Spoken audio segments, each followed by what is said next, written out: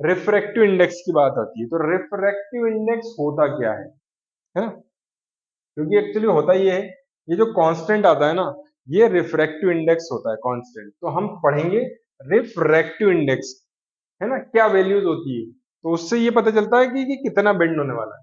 तो देखिए, the represents it's represents the amount of extent of bending of light. ये क्या रिप्रेजेंट करता है? कितने अमाउंट से बेंड करेगी लाइट, है ना? क्यों? क्योंकि ये जो कांस्टेंट आया था ना, sine i upon sine r, ये कांस्टेंट आया था। ये जो कांस्टेंट होता है वही रिफ्रैक्टिव इंडेक्स होता है। तो ये क्या शो कर रहा है कि आपका एंगल का रेशो क्या होगा, तो कितना बेंड होगा ये पता चल जाता है। There are two type of refractive index. First क्या है? Relative refractive index. दूसरा क्या है? Absolute refractive index.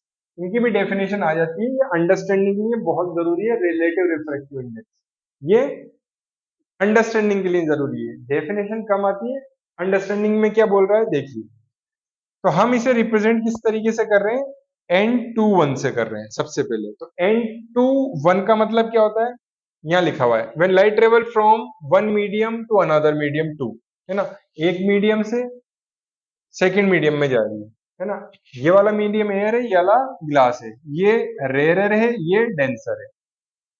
The refractive index of medium two, the refractive index of medium two with respect to medium one, with respect to air, is given by ratio of speed of light in medium 1 and speed of light in medium 2। तो जो refractive index है ना, medium 2 का with respect to medium 1, है ना, medium 2 का with respect to medium 1, वो क्या होगा? वो होगा speed of light in medium 1 upon speed of light in medium 2। तो ये होगा रिफ्रैक्टिव इंडेक्स n21। और इसे कैसे लिख सकते हो आप? n2/n1 ऐसे भी लिख सकते हो आप इसे, ठीक है? ये ध्यान रखिएगा। तो आपको रिलेटिव रिफ्लेक्टिव इंडेक्स पता चल गया होगा, speed of light in medium 1, speed of light in medium 2। तो ये रिलेटिव रिफ्रैक्टिव इंडेक्स होता है। ऐसे ही n21 है, ऐसे n12 भी हो सकता है। तो n12 क्या बोलेगा? n12 बोलेगा, है ना, n12 को कैसे लिख सकते हैं? n12 को लिख सकते हैं n1/n2, ठीक। और ये क्या कहलाएगा? Speed of light in medium 2 और speed of light in medium 1, ये इसका रेशो होगा n1/n2।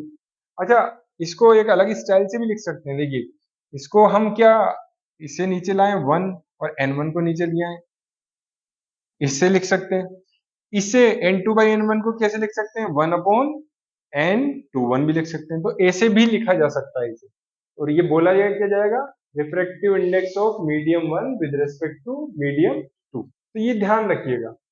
अब ये रिफ्रैक्टिव इंडेक्स होता क्या है?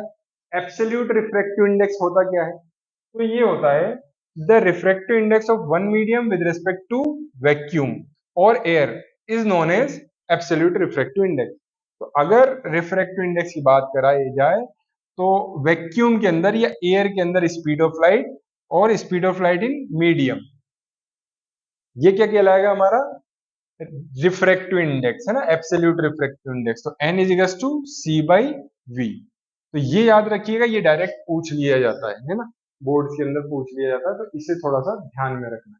तो आई होप ये कॉन्सेप्ट समझ में आ गया होगा आपके। तो शुरू शुरू के अंदर जो हमने बात करी थी रिलेटिव रिफ्लेक्टिव इंडेक्स की, तो वो यहाँ स्नेल्स लॉ पे भी अप्लाई होती है। तो ये जो कांस्टेंट होता है ना, sine i upon sine r is equal to constant होता है ना। वन मीडियम यहाँ है, टू मीडियम यहाँ है, तो यहाँ आएगा n2/n1, इस तरीके से आएगा। या फिर इसे कैसे लिख सकते हो? n21।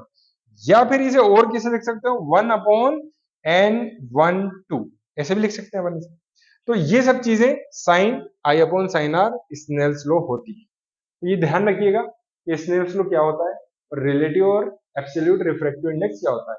कुछ एब्सोल्यूट रिफ्रैक्टिव इंडेक्स की वैल्यूज यहाँ दे रखी है, जैसे एयर की 1 मान के चलते हैं ना, वैक्यूम की 1 मान के चलते हैं, एयर की 1.0031 ही होती है।